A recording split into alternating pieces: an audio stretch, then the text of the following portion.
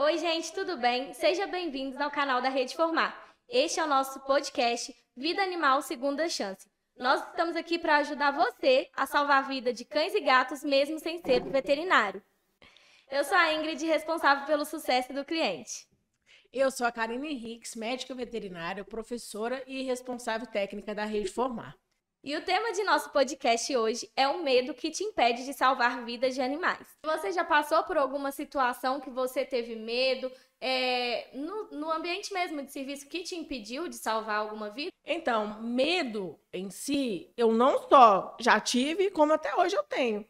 Só que eu não deixei esse medo, né, de fazer alguma coisa errada, de não saber o que fazer, me impedir de fato de salvar a vida de um animal, né? Porque a partir do momento que eu tinha na minha mentalidade que eu sabia o que deveria ser feito, e mais ainda, né, que eu era aquela pessoa que deveria fazer algo, né, ou em algumas situações, por exemplo, numa clínica, eu era a única pessoa que poderia fazer algo, eu ia lá e fazia. Mesmo com medo, eu ia lá e fazia, porque não era, nessa questão, não era um medo de imprudência, né? Era um medo mais de se eu fizer alguma coisa errada, isso acontecer, mas aí eu pensava, e se eu não fizer? Se eu não fizer, vai ser bem pior, né? Então, assim, sim, já tive medo, até hoje tenho medo, alguns pacientes ainda me provocam esse medo, mas eu vou lá e faço. Porque eu sei que eu tenho que fazer, eu sei que é o meu papel na vida é ir lá e tentar, né, dar o meu melhor, dar o meu máximo para recuperar um paciente. Ótimo. E na sua opinião, é mais fácil hoje você ver pessoas que estão ali dispostas a salvarem vidas, né? Que tem esse medo, ou pessoas que não, vê um animalzinho na rua e não tem medo de salvar? Qual que é mais? Vejo, na verdade, são pessoas que gostam, né? Pessoas que pensam em querer fazer alguma coisa, só que, infelizmente, pessoas que não fazem. Ou seja, são pessoas que elas gostam dos animais, né? Elas sentem dó, elas sentem pena, sentem compaixão, mas elas são inseguras, são muito inseguras, né? Ou elas não fazem, né, o que deveria ser feito, por medo, né? Elas ficam paralisadas, estagnadas, começam a chorar, começam a desesperar, ou elas não só não fazem, mas como elas terceirizam aquela responsabilidade para outra pessoa. Então, por exemplo, eu sou a fulana de tal, meu nome agora é fulana de tal Henriques Gonçalves. Eu tenho um animal, e esse meu animal, aconteceu alguma coisa com ele na minha casa. Eu dei medicamento, né? Eu deixei meu medicamento jogado, meu animal intoxicou. Eu paralisei, estou com muito medo, paralisei, não fiz nada. E eu começo a terceirizar a alguém. A culpa é do veterinário, que não me ajudou, a culpa é do fulano de tal, que eu fiz uma pergunta no Instagram dele, ou no YouTube dele, ou eu pesquisei e não achei nada. Então começa a terceirizar. E ainda tem, o que não é raro de acontecer, aquelas pessoas que não têm medo, e por não terem medo, são imprudentes e acabam fazendo o que elas não sabem fazer e piorando ainda mais a situação, né? Então, assim, se for para resumir de novo a pergunta que você fez, infelizmente, o medo, ele anda fazendo muito mal aos animais. Ou o medo faz com que as pessoas cruzem os braços e negligenciem o que o animal está precisando de ajuda. Ou, né, as pessoas ignoram as situações, né, agem 100% imprudentemente, não sei se existe essa palavra, e começa a fazer coisas no achismo, coisas que, eu vou fazer, vou ver se funciona.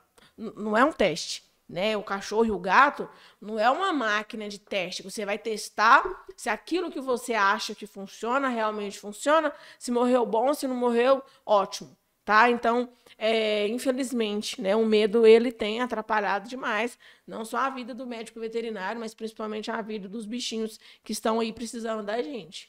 Entendi. E quais são os indícios de medo que você mais escuta, tanto de alunos quanto de pessoas que você conhece? O medo, ele é um mecanismo fisiológico que é natural, né? Como eu falei para vocês, ele é natural da gente sentir. Só que o que eu mais vejo é as pessoas que estão com medo, elas simplesmente travarem. trava, não consegue raciocinar, não consegue direcionar, né, uma conduta do que tem que fazer, né? Tem pessoas que têm tanto medo, entram num desespero tão grande, que elas simplesmente bloqueiam o sistema nervoso dela, a cabeça dela, e ela não consegue nem levar no veterinário. Ela fica estagnada, paralisada. Para ficar mais fácil, né, para vocês entenderem, é muito semelhante, né, a liberação da substância, o medo libera substâncias no nosso corpo, muito semelhantes às substâncias que são liberadas em uma crise de ansiedade. Muito semelhante. Sabe aquela crise, quem que tem sabe, né? Que você para, você só foca em tentar respirar, eu tentar respirar e não morrer aqui, e não consegue fazer nada, não consegue sair do lugar, né? Então, é isso que eu mais vejo, as pessoas ficando travadas, não conseguindo fazer, crises e mais crises de choro, tremor, muito tremor, né? A pessoa não consegue, você liga para a pessoa, né? Porque às vezes o proprietário me liga, o tutor me liga, e eu não consigo nem entender o que a pessoa está falando. Porque ela está tão desesperada, ela está com tanto medo, medo de perder o animal, medo de não saber fazer nada, medo de não chegar a tempo, que ela não consegue nem me falar o que está acontecendo. Por exemplo, hoje, eu tive um atendimento assim, né?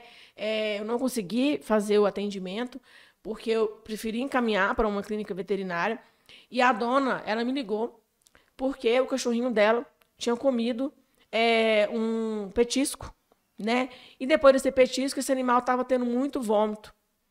E eu custei entender o que estava acontecendo, porque eu perguntava para ela, tá, mas o que aconteceu? E ela me falava, ele é um poodle.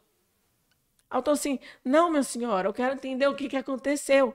Não, ele é um poodle, ele não pesa nem 5 quilos. Ou seja, ela não estava conseguindo me ouvir, porque ela simplesmente paralisou e não estava conseguindo focar no que deveria ser feito.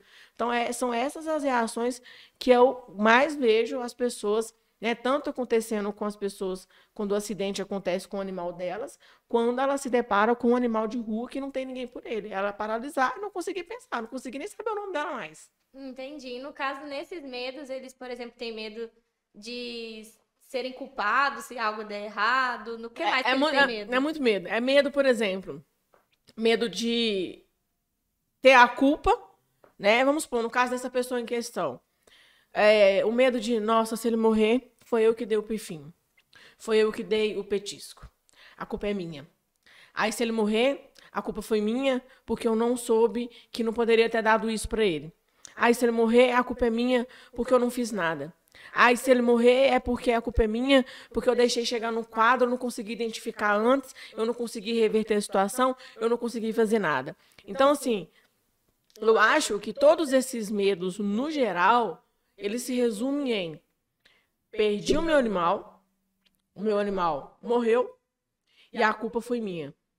Porque eu, de certa forma, não incentivei, né? Mas eu auxiliei que aquele acidente acontecesse. Eu não soube identificar que o meu animal estava precisando de mim em um tempo mais rápido possível.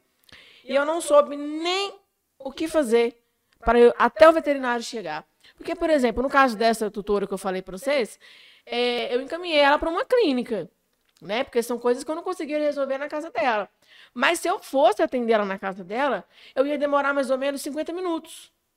E 50 minutos são muitos minutos para um animal que está intoxicado. É bastante tempo, tá? Então, o medo, no geral, ele gira em torno disso. Perdi meu animal e eu tenho envolvimento, eu como tutora, eu como pai, eu como mãe do meu animal, eu tenho envolvimento na morte dele. Então, eu tive culpa. Então, é o medo da culpa, o remorso, tudo misturado, sabe? Quais são as principais inseguranças para quem já quer se aprofundar na área, né? Para saber quais são os principais medos que eles têm, assim, principais inseguranças deles. Na verdade, o que eu ouço muito, porque assim, quando primeiro dia de aula, eu pergunto para os alunos, né, por que eles estão lá na sala de aula e quais são os medos dele. Então, se tiver uma sala com 100 alunos, eu posso falar que 95 vai falar. Eu tenho medo de não saber o que fazer. Só que isso é um medo que você tem antes de conhecer sobre o assunto. Então, eu falei para vocês lá no começo da conversa que é o seguinte: o medo, ele está ligado também com a prudência. Eu não vou fazer porque eu não sei fazer. Então, eu tô com medo de fazer porque eu nunca fiz, né? Eu não sei nem por onde começar. Então, a partir do momento que você estuda, a partir do momento que você se exercita, né, a mente, começa a estudar, começa a entender, acaba que o medo vai perdendo espaço, porque você já vai saber o que fazer. A maioria do medo que a gente tem é o medo do desconhecido. Só que a partir do momento que você conhece, você já fica mais aliviado, que não era tudo isso, né? Que a culpa daquele medo, daquela insegurança, era de não saber. Então, estudou, aprimorou, fez atividade, fez casos, discutiu com os colegas, viu que começou a entender o raciocínio das coisas, né? Acaba que o medo perde espaço. Não estou falando que, a partir do momento que você estuda, que você não vai ter medo mais, porque o medo vai te acompanhar. Né? Eu já formei na graduação tem 7 anos, já fiz pós, já fiz não sei quantos cursos, e até hoje eu tenho medo. Então, o medo vai acompanhar. Só que quando você sabe o que tem que ser feito e sabe o que você tem que fazer, né? Não é nenhuma opção você não fazer, você deixa o medo de lado e faz. Né? Com o decorrer do tempo, você vai começando a controlar, o medo vai perdendo a força para a vontade de querer, de fato, salvar a vida de um animal. E na sua opinião, como que essa questão de saber controlar o medo pode ajudar a salvar a vida de cães e gatos? Então, quando eu falo, né, que uma pessoa comum, ela consegue salvar a vida de um cão ou gato, mesmo sem ser veterinária, é muito fundamental que ela consiga controlar o medo dela. Por quê? Porque ela consegue aprender, né? A gente consegue ensinar para ela, a gente consegue passar para ela informações, passos a passos, identificar, fazer a prevenção. A gente consegue passar um monte de conhecimento para essa pessoa que não é veterinária, que ela consegue, né, salvar um animal, ela consegue evitar que o animal tenha um acidente, ela consegue identificar que o animal sofreu um acidente, porque tem acidente que é silencioso. Né? Por exemplo, o animal que comeu um veneno, se você não tiver veneno na sua casa, você não vai saber. Né? Você não vai saber se você não tiver o conhecimento. E o que ela tem que fazer? Só que não adianta, né, a gente ter uma riqueza de informações, ter um mundo de coisas para aprender, se a pessoa não conseguir controlar o medo dela. Porque é aquilo que eu falei lá no começo. Quando a pessoa deixa o medo tomar conta demais, ela trava. Na hora, o raciocínio dela trava. Isso já deve ter acontecido com vocês, né? Em prova, sabe? Às vezes você estudou demais, você estudou assim, você comeu o caderno. O professor colocou a prova na mesa, você não lembra nem de colocar o seu nome na prova. Ou então, você fica tão nervoso que você faz o quê? Você coloca, você preenche só a parte da frente da prova e entrega. Aí o seu colega de turma vai e fala assim, não, você viu a questão 10? Aí você vira e fala, mas que questão 10? Não era só até a 6 que era a prova. Porque você não viu, você ficou com tanto medo, com tanta ansiedade, com tanto medo de mal na prova, que não deu certo. Então, por isso que eu tento, sabe, o tempo todo conversar com meus alunos, assim, praticamente todas as aulas eu converso com os meninos. Eu dou atividade, todas as aulas, e eu converso com os meninos. Gente, a gente tem que controlar, né? Porque o emocional, ele infelizmente, ele trava a gente. E se o seu emocional, se você deixar o seu emocional te travar, aquele animal tá precisando de você, não dá tempo, né, de você ficar travado. Aquele animalzinho vai morrer e depois a gente vai ficar com remorso de que a gente sabia o que fazer, a gente deveria ter feito e a gente não fez porque eu deixei o medo tomar conta. Mas é aí que entra também naquela questão, né, que eu já mencionei, que a maioria tem medo porque não sabe. Né? A maioria tem medo porque é algo muito desconhecido, é algo muito amplo. Né? Ela pega uma informação aqui, pega uma informação ali, aí vê uma coisa numa página de internet, aí vê outra em outra página, e ela não sabe o que é, de qual daquelas coisas que é certo, e acaba que ela fica com bastante medo. A partir do momento que você vai entendendo, que você vai aprimorando, você vai deixando o medo ficando mais fraco, e você consegue, de fato, chegar lá, fazer o que tem que ser feito, né? E substituir, né? Substituir o medo pela gratidão, porque, de verdade, né? Quem aqui já lidou com animalzinho sabe que eles olham pra gente com a carinha muito bonitinha depois que você resolve o probleminha deles. E isso, assim, não tem preço. E na sua vivência é comum você ver animais chegando sem vida porque não foi feito nada? Muito. Muito, né? Assim, não na rotina de atendimento domiciliar, né? Mas na rotina de clínica, infelizmente, sim, né? São animais atropelados, que a pessoa só ficou nervosa demais, né? O animal tá lá sangrando, ela ficou nervosa, ficou com muito medo, não sabia nada do que deveria ser feito, ou nem sabia que poderia ser feito, porque a gente também tem aquelas pessoas que nem sabem que pode ser feita alguma coisa, né? Ela tá totalmente assim no desconhecido. Que chega na clínica com o animal já sem vida. E aquela vida, se aquela pessoa soubesse, né, o que fazer em um animal atropelado, identificar uma hemorragia, poderia ser que esse animal chegasse na clínica vivo, para a gente conseguir fazer alguma coisa. Então, assim, é muito comum. Outro exemplo que acontece bastante são animais que são envenenados, são animais que estão intoxicados, que o dono, ele infelizmente, ele não sabe identificar o envenenamento, que foi aquilo que eu comentei. Por exemplo, se você tem chumbinho na sua casa, né? Lembrando que é algo proibido. Se o chumbinho sumiu de manhã e o seu animal está passando mal, você já vai suspeitar, porque você tem chumbinho na sua casa. Agora eu não tenho chumbinho na minha casa. Não tenho veneno nenhum na minha casa, né?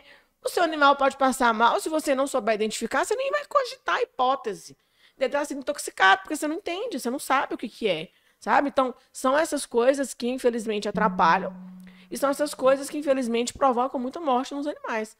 Ou provoca a morte do animal, ou provoca aí sequelas, né? O animal chega muito grave para a gente ir na clínica. A gente faz o que está no nosso alcance, tá? Porque veterinário, infelizmente, a gente não consegue fazer milagre. A gente faz o que está no nosso alcance, mas esse animal fica aí com uma sequela pro resto da vida. E é uma sequela que vai exigir de você, como pai e mãe de pet, muita coisa, né? Vai te exigir tempo, porque o animal que tem sequelas é um animal que você tem que ter mais tempo, é um animal que você não pode viajar e deixar sozinho, e vai te exigir também bolso financeiro, né? Porque tratar um animal com uma doença crônica, um problema crônico, um problema antigo, né? Vai te gerar custos pro resto da vida, né? Então, isso, infelizmente, acontece, assim, muito, que seria o sonho de princesa e de princeso de todos os veterinários que as pessoas soubessem o básico, sabe? Para os animais não chegarem num estado crítico. Aí, já que eu toquei no assunto, é o seguinte, eu sei que deve ter muita gente que deve pensar assim, mas o veterinário não quer que a gente fique sabendo o que tem que ser feito, o que identificar, ele não quer que a gente fique sabendo. Gente, o veterinário, que ele ama o que ele faz, ele quer que os animais cheguem na clínica e eles saiam da clínica com vida. A gente não quer que o animal morra, a gente não quer que o animal tenha sequelas. O nosso sucesso profissional depende da saúde dos animais, né? A gente depende do quê? Eu pegar um animal que sofreu um acidente, pegar um animal que sofreu uma intoxicação, conseguir fazer o meu trabalho da melhor forma e liberar esse animal e falar, olha, Ingrid, ele foi intoxicado por paracetamol, eu descobri isso, a gente conseguiu reverter a situação. Daqui 2 semanas, seu animal está novinho em folha. Não vai estar pronto para outra, pelo amor de Deus, mas ele vai estar novinho em folha. Do que eu falar assim, olha, Ingrid, infelizmente não aguentou. Infelizmente ele morreu. Porque isso é doloroso para mim, como médica, perder um paciente, doloroso para a Ingrid, porque ela perdeu, e doloroso para mim de volta, porque eu vou ver ela chorando. Aí vai ficar aquele ciclo, né? Ela chorando porque perdeu, eu triste porque eu perdi, e eu triste porque eu vi ela perdendo, e todo mundo fica triste. Então, assim, para o veterinário seria assim, maravilhoso que as pessoas soubessem, pelo menos, identificar quando a situação está ruim e não levar num estado crítico para a gente tentar, né, fazer fazer milagre, né, e fazer promessa para São Francisco, né, para ver se consegue reverter a situação do animalzinho. Entendi. E você tem algum exemplo de pessoas que falaram com você que não por medo, né, não conseguiram salvar a vida de um animal? Ó, tem, assim, nomes em específico, não, porque é muita gente, né? Como eu falei, os alunos no primeiro dia de aula, eu converso com eles, e tem muitos alunos, inclusive, né, que eles começam a ter a curiosidade de estudar o assunto depois que eles estiveram diante de uma situação que o animal passou por um problema, né, passou por um evento, e ele não conseguiu fazer nada. Então, assim, a maioria começa a querer estudar, querer aprender, ficar curioso, depois que tem a dor, né? Então, assim, eu posso falar que a maioria, né, dos meninos, dos meus meninos, são assim, quando começam, né? Eu tô aqui porque eu já perdi um animal, eu não soube nada, não soube o que fazer, foi um sentimento muito ruim e eu não quero passar por isso mais. Então, assim, a maioria. Infelizmente. E tutor também, não só aluno, mas tutor também, de que perdeu porque não sabia o que fazer, não sabia nem que não podia ter feito aquilo que fez, né, e que infelizmente provocou a morte do bichinho. E ao contrário, você tem algum exemplo de alguém que mesmo com medo conseguiu salvar a vida de algum animal? Tem uma aluna que ela conseguiu, que eu fiquei assim, meu Deus, o papel está sendo feito, graças a Deus, que ela conseguiu salvar um gambá, o cachorro dela. O gambá entrou na casa dela e o cachorro dela pegou o gambá na porrada, né? Deu um relo no gambazinho. E o gambá teve uma parada cardíaca e parada respiratória. E mesmo com medo, né? Por quê? Porque a gente fala muito de cachorro e gato. Só que eu trago para aula, eu falo assim, gente, mamífero, a maioria dos mamíferos funcionam da mesma forma. Então tá diante de um, faz. Tem que fazer alguma coisa, né? E mesmo com medo de não conseguir, né? Porque a gente foca em cão e gato, ela conseguiu salvar o gambá. Ela conseguiu fazer a massagem cardíaca, ela conseguiu fazer a ressuscitação respiratória, ela conseguiu salvar o gambá e tirar o gambá pro cachorro dela não pegar o gambá de novo, né? Porque o vilão foi o cachorro dela. Que gracinha. Fora os outros, né? Porque são vários alunos que começaram com medo e já conseguiram salvar. Tem a Érica, tem a Tatiana, tem a Fátima, né? Tem um tanto de aluno que conseguiu pôr a mão na massa, tipo, eu tô com medo, mas eu vou encarar. E depois o sentimento, sério, só quando acontece. O sentimento de tarefa feita e ver o bichinho vivo, nossa, é maravilhoso, é muito bom. Ótimo. E quais as dicas que você dá para nossa audiência, né, para perder esse medo na hora de resgatar, na hora de salvar a vida mesmo de um animalzinho?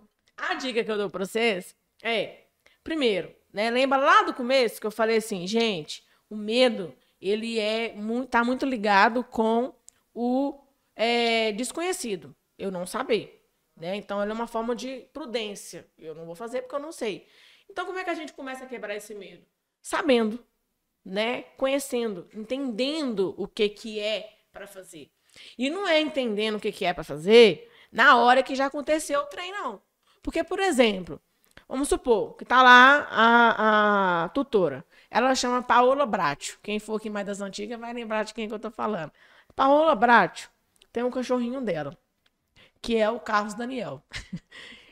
E o Carlos Daniel intoxicou. Paola está com muito medo. Ela não sabia nada de intoxicação. Se ela resolver querer aprender sobre intoxicação nessa hora, ela não vai aprender nada, ou ela vai aprender errado, porque ela está no desespero, e vai piorar a situação do animal, e o medo vai tomar mais conta ainda, porque ela não sabe, ela está desesperada, e isso vai prejudicar. Então, a gente começa a quebrar esse medo, a diminuir esse medo, através de estudar, entender, aprender, né, procurar saber de fato como que é. E saber de fato em fontes confiáveis, né? Então, pegar uma fonte, estudar, porque quando de fato você precisar daquilo, você já tem na sua cabeça, você já sabe o que fazer. E o segundo igual eu falei para vocês, que mesmo eu já estando formada há 7 anos, mesmo eu já tendo pós e fazendo mais coisas, estudando mais, até hoje eu tenho medo. Só que é você tentar entender, né, tentar colocar na cabeça que o medo ele tem que ser menor, né? Então aqui está o medo, ele tem que ser menor do que a vontade que você tem de fazer a diferença positiva na vida de um animal. A vontade que você tem de fazer o bem para um animal e para a família daquele animal. Vou dar um exemplo para vocês. Que eu estava comentando aqui com o pessoal. Eu estou com um paciente que ele está com diabetes, né? Eu trabalho na parte de endocrinologia, na parte de hormônios. 1 zilhão de cursos. E mesmo assim, né, eu estava conversando com a minha amiga que eu estava insegura. Ou seja, né, que o pessoal acha que o veterinário não tem medo. Eu, focada no assunto, especializada no assunto, ainda tenho medo. Fiquei com medo de quê? Não consegui resolver o problema. Fiquei com medo de quê? Isso eu não consegui fechar direito o diagnóstico, dar o tratamento correto para esse animal, para ele ficar bem. Só que eu desmarquei a consulta? Não. Eu vou deixar de atender esse animal por conta disso? Não. Por quê? Porque por mais que eu esteja com um pouco de insegurança, a minha vontade de querer pegar esse animal e receber uma mensagem do tutor, sabe? Que é muito bom o tutor falar, olha, estou muito feliz, muito obrigada. Hoje a minha cachorrinha, ela está muito bem, ela está ótima, ela está saudável, não está perfeita, nem parece que tem diabetes, é muito maior. Então é tentar focar em outra coisa. Ao invés de focar no medo, você focar no que vai acontecer se você fizer e fizer direito, sabe? No pós. Eu fiz, se eu fizer, esse animal vai sobreviver e eu vou ficar feliz porque eu consegui recuperar uma vidinha que poderia morrer se eu não fizesse. E não só a vidinha do animal, né? Mas a vidinha do tutor. Porque tem tutor que vive pelos bichinhos. Então, assim, são essas dicas. Procurar entender, procurar conhecer, né? E procurar inverter a situação, né? Não é focar no medo de que se eu fizer errado. Já que você já sabe, porque você tem que saber, você focar no eu vou fazer direito. Esse animal vai sobreviver. Vai ter um dedo meu, vai ter minhas 2 mãos no meio, né, desse animal estar vivo, e foi porque eu fiz alguma coisa, e assim, é muito bom, é gratificante. Eu fico muito feliz quando eu recebo uma mensagenzinha agradecendo. Eu ganhei meu dia. Imagino. Agora me dá um exemplo de como não agir ao ver um animal acidentado ou precisando de alguma coisa, assim, né? A gente tem 2 situações de não ação, de não fazer nada. A primeira se você é totalmente leigo no assunto, não sabe nada sobre o assunto, tipo assim, nada, absolutamente nada, então não faz.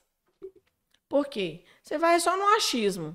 Eu acho que é isso, eu acho que é aquilo, vou fazer, porque é o que eu falei, né? O animalzinho, ele não é uma máquina de experimento, ele não é uma máquina do seu teste para ver se vai funcionar ou se não vai funcionar. Então, se você não tem nada de conhecimento, não sabe nada de conhecimento, então não faça, né? Então, você respeita o medo, que foi o que eu falei lá no comecinho, né? Que é o medo uma forma de você se proteger de um perigo.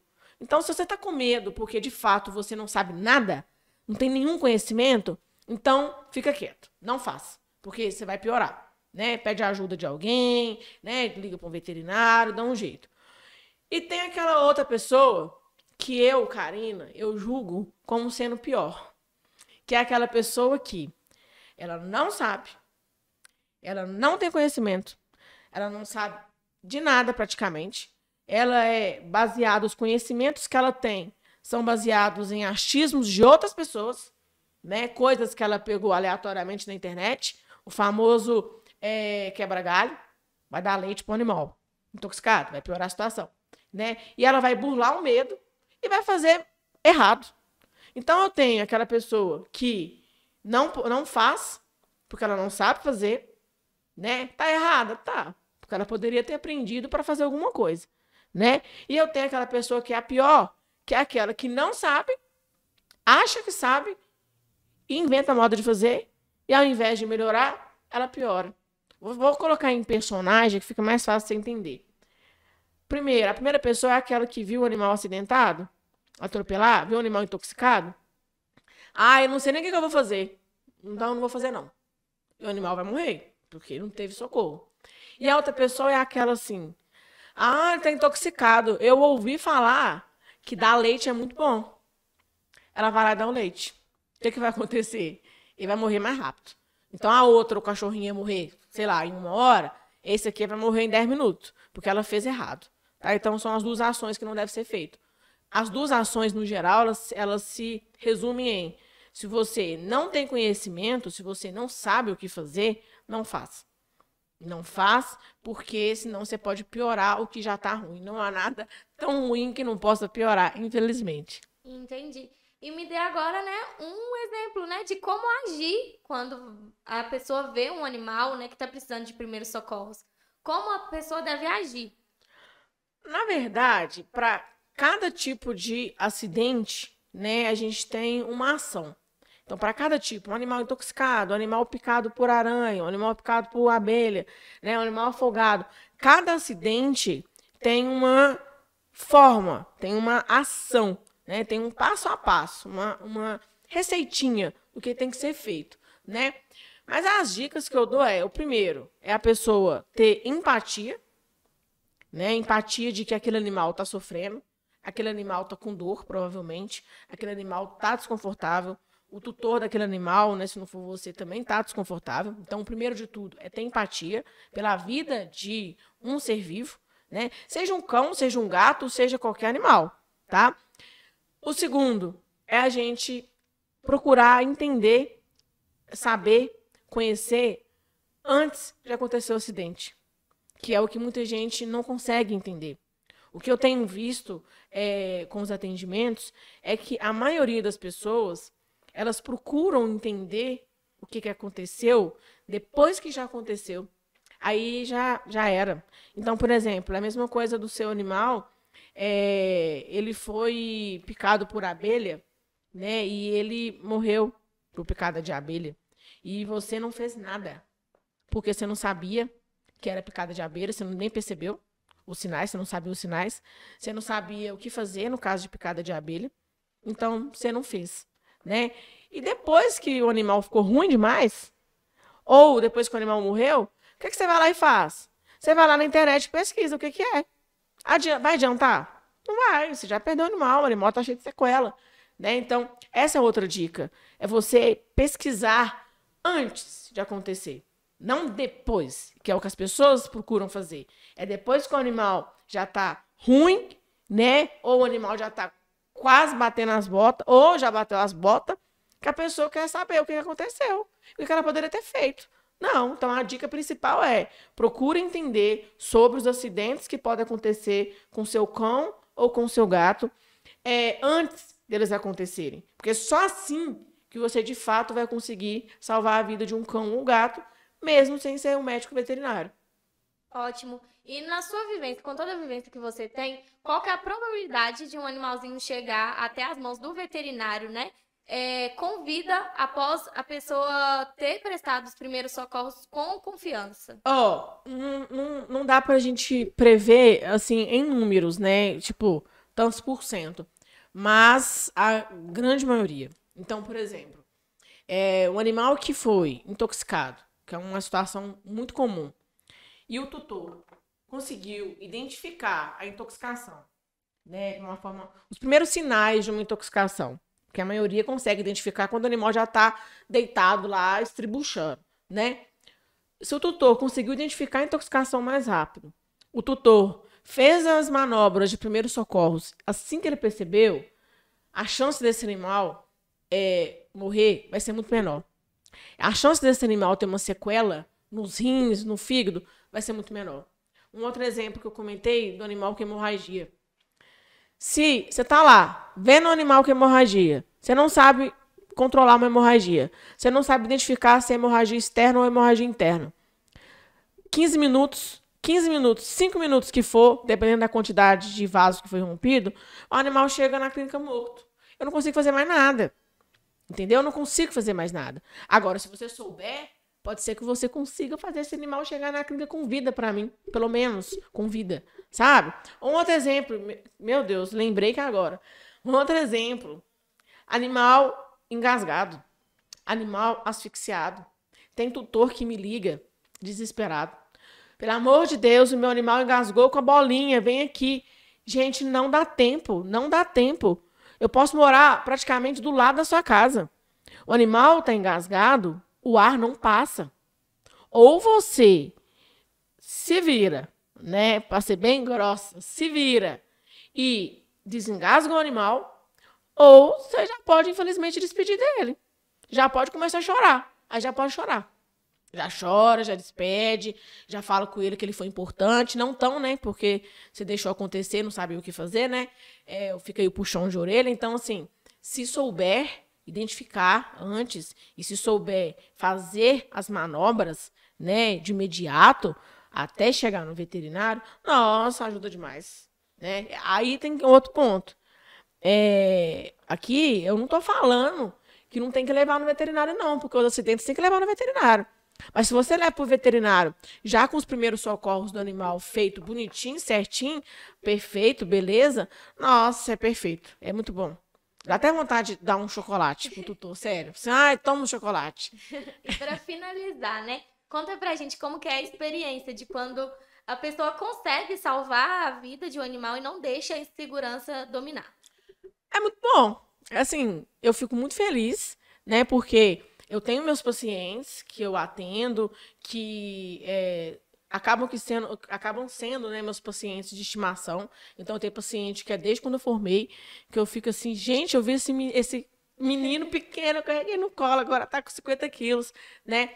Mas para mim é gratificante, porque eu vejo que, de certa forma, através do que eu ensino, do que eu passo, né, indiretamente, eu consigo contribuir com o salvamento, contribuir com a vida de outros animais. Então, por exemplo, tem aluno do Rio de Janeiro que já fez, né, as manobras. Tem aluno lá dos Nordeste afora, geografia não é meu forte, longe, que ele já conseguiu salvar o animal. Ou seja, ele conseguiu, né, sair daquele papel de que eu não sei nada, eu já perdi animal, é mais animal porque eu não sabia nada, para aquele papel do herói, né? Aquele papel de que eu consegui fazer, estou muito feliz, eu deixei de ser aquela pessoa que cruza os braços e deixa um animal morrer, ou aquela pessoa que faz no achismo e piora a situação, para ser aquela pessoa que faz e ela consegue reverter a situação e consegue ter o animal de volta. E eu fico muito grata de ver que, de certa forma, tem um pilim-pim-pim meu ajudando, né, essas pessoas a ajudarem os animais. Eu fico muito feliz, de verdade. Quando o aluno manda mensagem, eu falo, ai, meu Deus, que orgulho. Então, gente, obrigada aí por vocês terem assistido a gente, tá? E a gente espera você no nosso próximo.